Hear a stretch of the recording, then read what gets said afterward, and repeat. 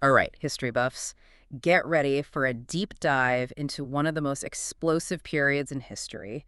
We're tackling the French Revolution today. And we've got our magnifying glasses out, folks, ready to dissect the Wikipedia article on the French Revolution. We're talking those intricate details, the stuff that makes history tick. We're on the hunt for those oh wow moments. Exactly. We're going beyond the surface, digging into the nitty-gritty, and hopefully debunking a few myths along the way. Speaking of myths, what's the first thing that pops into your head when you hear French Revolution? I'm betting it's that iconic image of the storming of the Bastille. Am I right? It's a classic for a reason. But here's the thing. France was like a ticking time bomb way before that fateful day in July. It wasn't just about a single event. You can't just have an explosion without some serious buildup, right? Think of it like baking a cake. You need the right ingredients, the right conditions. And France in the late 18th century. Let's just say the recipe for revolution was already written. Okay, so let's break down this recipe. What were the key ingredients in this explosive mix? Well, one ingredient that stands out is the tax system. And I'm not talking about your everyday taxes kind of situation. Yeah. This was a system designed to crush the poor while the wealthy essentially lived tax-free. You're telling me it was that bad? Oh, it was that bad. Imagine working your land, toiling day in and day out, just to hand over a huge chunk of your hard-earned harvest as taxes. Ugh, just the thought of it makes my wallet cry. And to make matters worse, the nobility and the church, who owned most of the land, were practically exempt from these backbreaking taxes. Talk about adding fuel to the fire. No wonder people were ready to storm something. But it wasn't just about money, right? There was this whole intellectual movement bubbling beneath the surface. We're talking about the Enlightenment. Ah, the Enlightenment. It was a time when thinkers like Voltaire and Rousseau were shaking things up, questioning everything from authority to social order. People were hungry for change, devouring their ideas, debating them in the streets. It's like a whole generation woke up and said, wait a minute, things don't have to be this way. So we've got economic hardship, intellectual ferment. What was the tipping point? What was the spark that ignited the revolution? Well, it all really comes down to 1789 and the summoning of the Estates General. Okay, so the Estates General, what was that all about and why was it such a big deal? Okay, picture this. France is on the verge of, well, something big. And the king, in a desperate move, calls for this grand assembly. This sounds kind of democratic. Almost. There's a catch, though. French society at the time was divided into these three estates: the clergy, the nobility, and basically everyone else in the commoners, the third estate. So you've got your three groups, they walk into a room, and what could possibly go wrong? Well, here's the thing. Each estate gets one vote, regardless of how many people they actually represent. Wait a minute, you're telling me that my dog has the same voting power as a whole city in the system? So the third estate, which was like the vast majority of France, they had the same say as the clergy and the nobility combined. Exactly. It was practically designed to create resentment and gridlock. Yeah, no kidding. I can imagine the third estate wasn't too thrilled about that situation. Yeah, they were not happy campers. And the source actually highlights one figure in particular who became like the voice of the third estate. Abbé Sieyès. Abbé Sieyès. All right, tell me more about this guy. What made him so influential? This guy was a firebrand. Yeah. He was saying this wasn't just about taxes anymore. This was about who really held the power in France. And then Sieyès goes and writes this pamphlet that sends shockwaves through France. What is the third estate? Catchy title. Yeah. I like it. What was his argument? He was basically like, the third estate is everything. It's the nation itself, but it's being treated like dirt. And you know what? His words hit a nerve. They sparked all these debates and really awakened this sense of collective power within the third estate. Mic drop moment right there. Mm-hmm.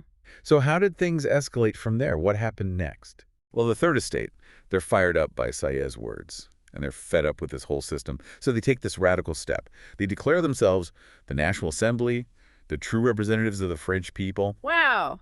Talk about a power move. What was the reaction to that? Oh, tensions are running high. Yeah. Picture this. The king's forces, they actually locked the third estate out of their meeting hall. Seriously? Oh, yeah. So what do? They marched right over to a nearby indoor tennis court. An indoor tennis court. This sounds like an unlikely setting for a revolution. You'd think so, right? But there they were, amidst the velvet curtains and polished floors, ready to make history. And they took an oath that would change everything. The tennis court oath. The tennis court oath, okay. They vowed not to disband until France had a new constitution. That's dedication to democracy right there. Did they have any idea how momentous this oath would be? It was a turning point for sure. It was a declaration of defiance that echoed through the streets of Paris and beyond. And that brings us up to one of the most famous events in the French Revolution, the storming of the Bastille on July 14th, 1789. Bastille Day. It's amazing how certain events become these powerful symbols.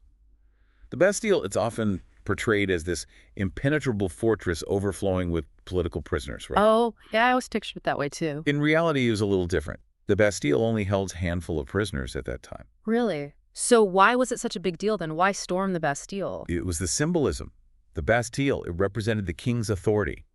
You see, it wasn't just about bricks and mortar. It was about tearing down an entire system. That's fascinating, how symbols can be so powerful. They capture the essence of a movement.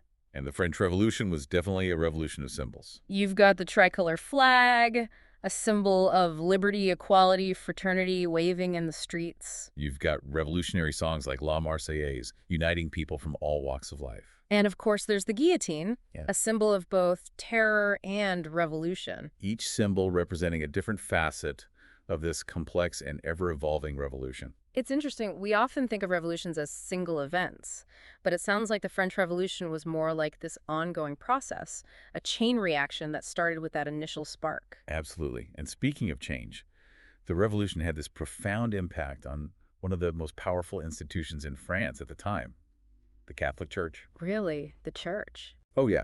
To understand the revolution's impact on the church, you have to understand the church's role in pre-revolutionary France. Yeah. We're not just talking about spiritual guidance here. We're talking immense wealth and political influence. Hold on, I'm rewinding here. How did the church become so powerful in the first place?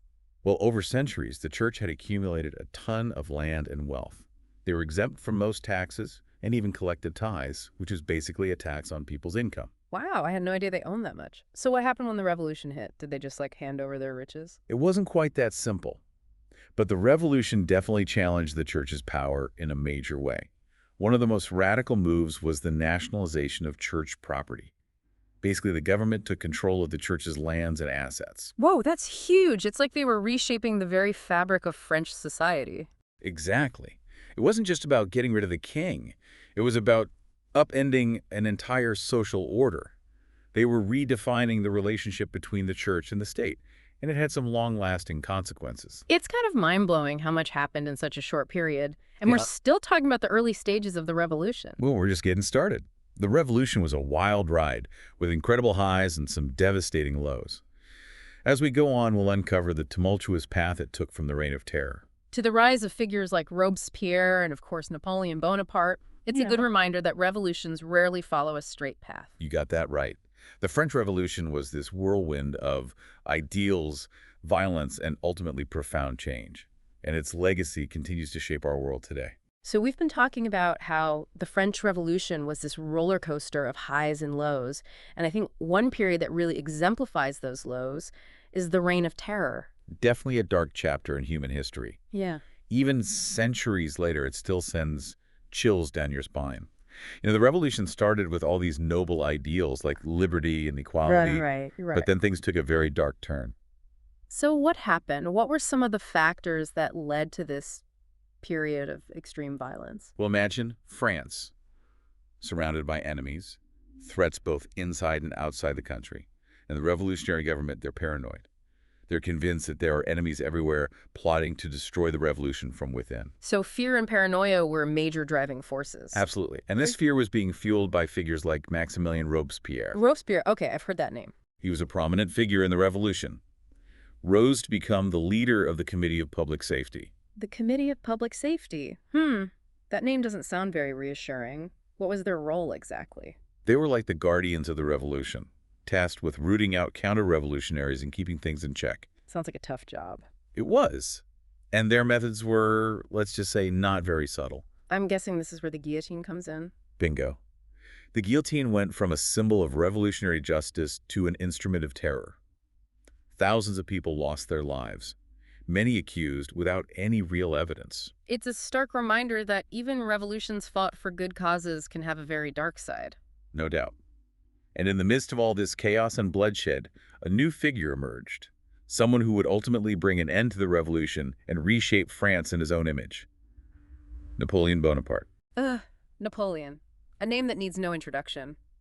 The military genius, the ambition, the ego. How did this guy manage to rise to power amidst all the turmoil? Well, Napoleon was a brilliant military strategist. He climbed the ranks during the Revolution's many wars. He came back to France a hero, a symbol of stability in a nation that was desperate for it. So the stage was set for him to seize control. In a way, yes.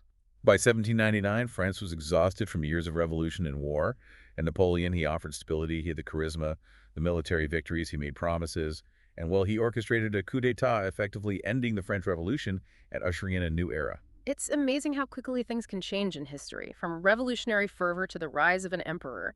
Makes you wonder what might have been if things had gone differently. History is full of what-ifs, right? But one thing's for sure.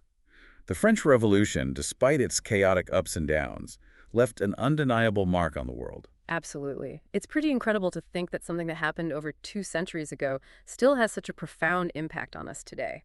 It's remarkable when you think about it. Those core ideas that fueled the revolution, liberty, equality, fraternity, they still resonate today. They continue to inspire movements for social and political change all over the world.